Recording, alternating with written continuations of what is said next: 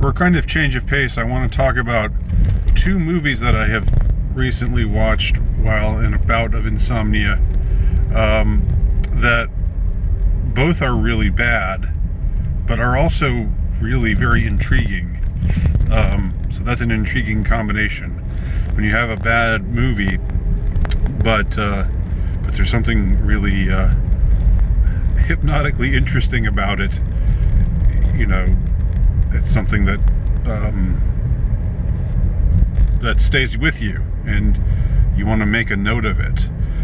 Now, some might include They Live among the list of movies like this. I remember doing a podcast with RS way back when he called it a really bad movie or something like that.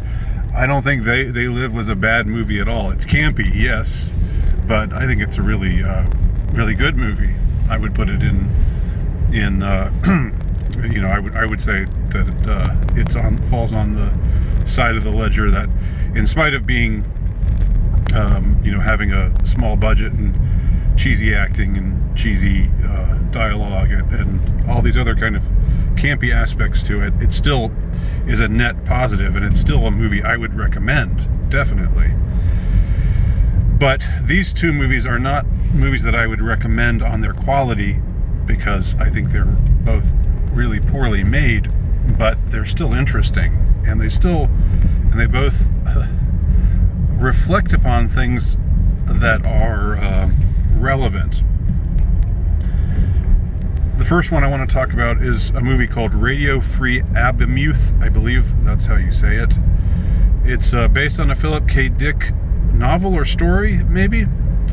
Or maybe not. Maybe it's just kind of loosely based in the Philip K. Dick whole mythos, because Philip K. Dick appears as a character in this movie.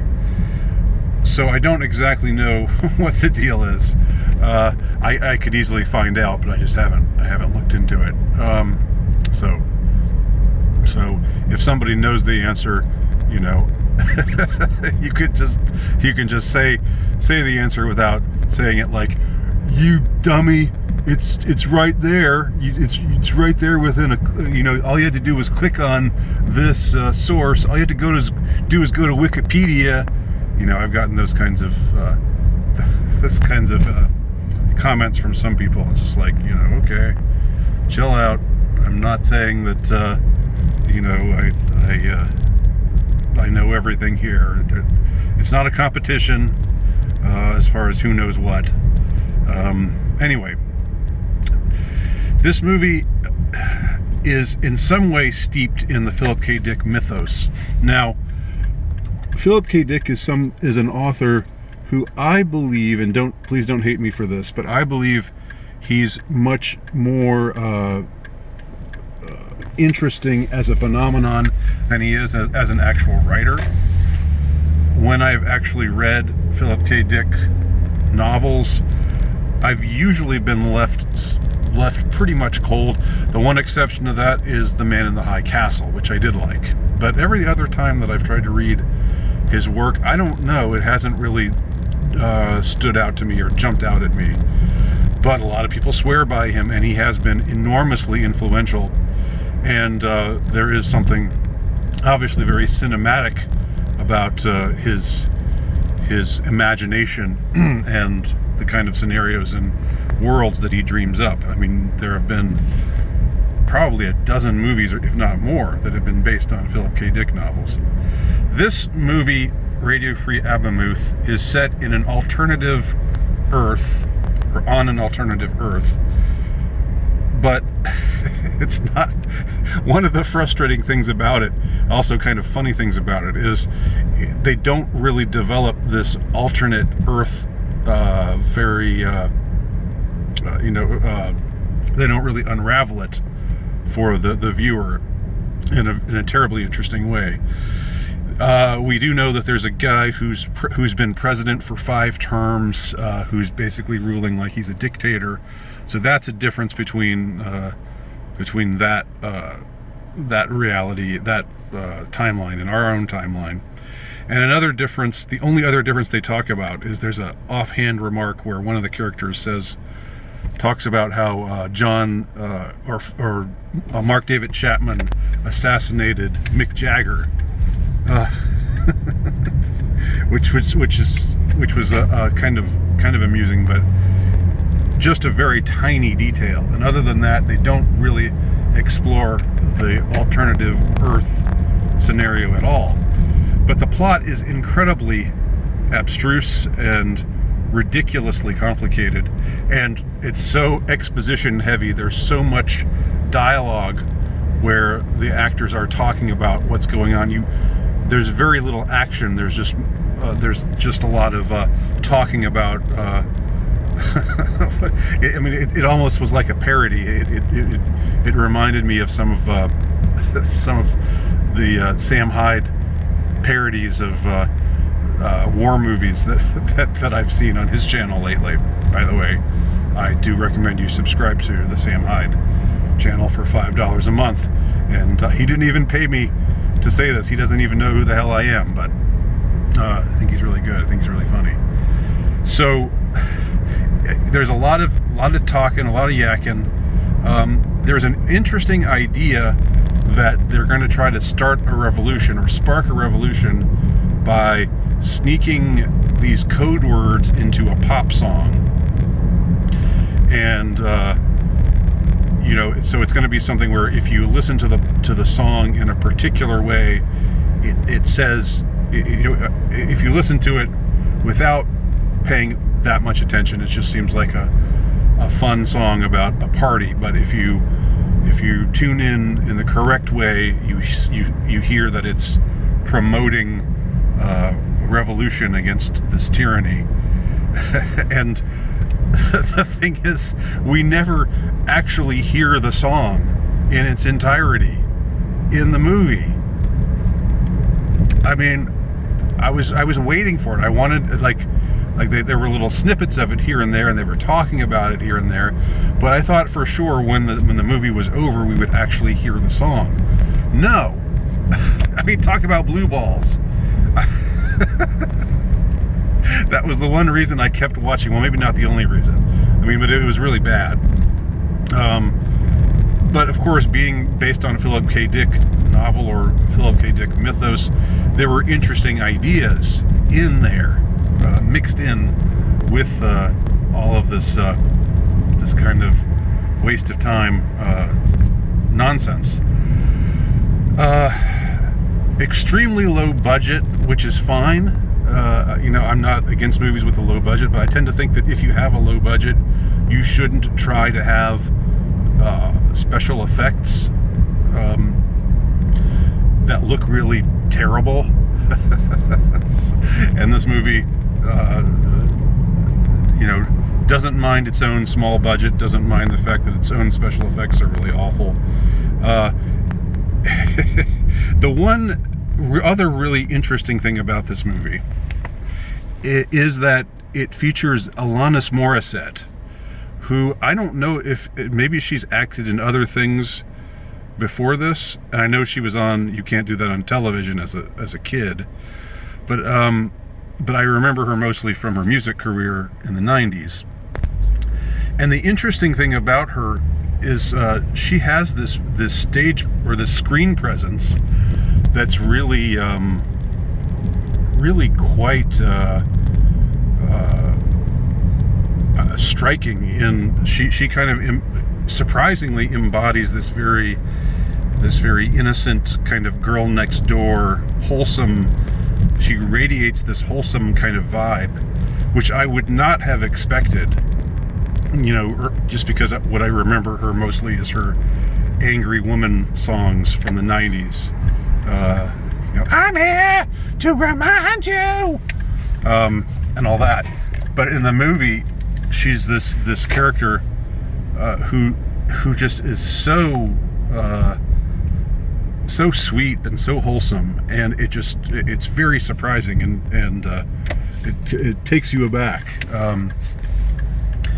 But anyway, that's Radio Free Abamuth. I'm not sure what else to say about it. The other really bad but interesting movie that I saw in my recent bout of insomnia is a movie called Branded. Branded was made a few years ago, about a decade ago, and it's set in Russia, and I don't know, I'm not going to go too much into the details of the plot, but it's all about advertisers and social engineering. And what's interesting about it, and kind of prescient about it, is that in the movie, for some reason, fast food restaurants are hitting a dip. People aren't frequenting fast food restaurants anymore. I'm not sure if that was actually happening 10 years ago, but all the heads of the CEOs of fast food companies go to this advertising guru who's played by Max von Sydow, who says that he's going to do this psychological operation, essentially, where people are going to be told that fat is beautiful, and that at the same time, in Russia, there's this show that's being produced where they take some woman who's overweight and they give her radical surgery, and the girl who is going to undergo this surgery ends up not wanting to do it, but the makers of the show ignore her pleas to not go through with the surgery, and then she ends up in a coma. And so the Russian public, I don't know why everything is set in Russia. Maybe the makers of the film are Russian, I'm not sure. Again, I know I could find that out easily, so if you know, just let me know without saying, you idiot, you could have found that out really easily. I know, I just haven't looked it up. Anyway,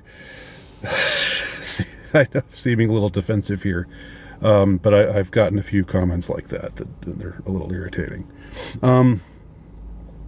So because of this show, this twist happening with this show, where this awful accident happens and this woman ends up in a coma, then people start protesting the show and saying, why is it better to be thin? Why wasn't she okay?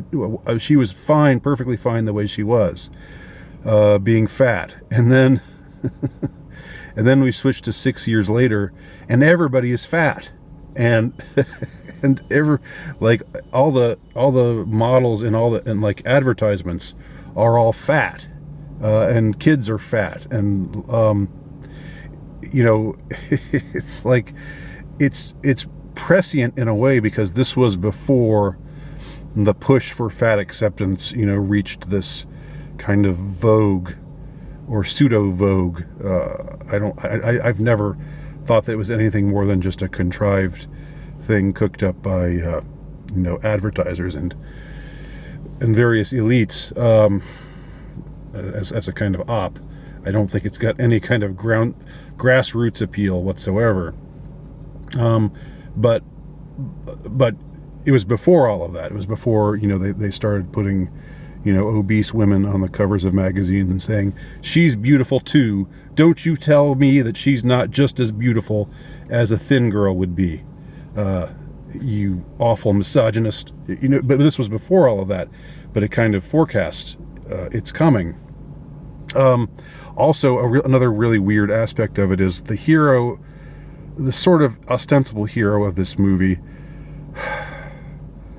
through some weird ritual that's never really explained, where he slaughters a red cow, he's given this insight into things, and he's able to see all of these brands as actual entities, and they're like these horrific visual effects that are actually rather striking. Unlike Radio Free Abamuth, the visual effects here really are pretty good and pretty horrifying.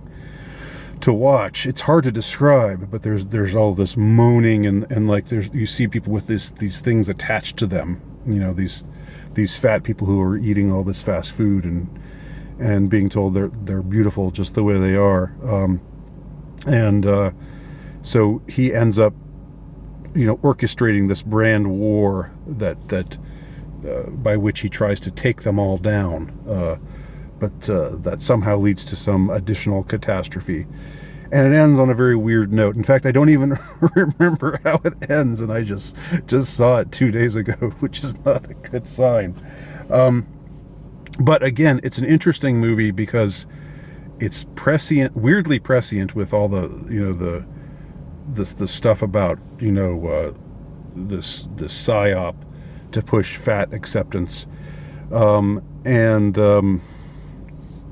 I don't know, the effects, the commentary, the social commentary on advertising and the advertising's effect on the human psyche is interesting, and it almost makes it worth watching. I would say of the two movies, if I had to recommend one, this would be the one I would recommend that y'all see. But they're both free on Amazon Prime if you've got that service, which I do. I know, don't kill me. I know Amazon sucks. I know Bezos is a bastard. I get it. I get all that. Come at me, I guess, if you want. But anyway, I just thought I would mix things up a bit with two reviews of movies that were really bad, but also strangely intriguing. So let me know what you think. Have you seen these movies? If you have, let me know what you thought. Andy Nowicki. You can find out my work at altrightnovelist.com.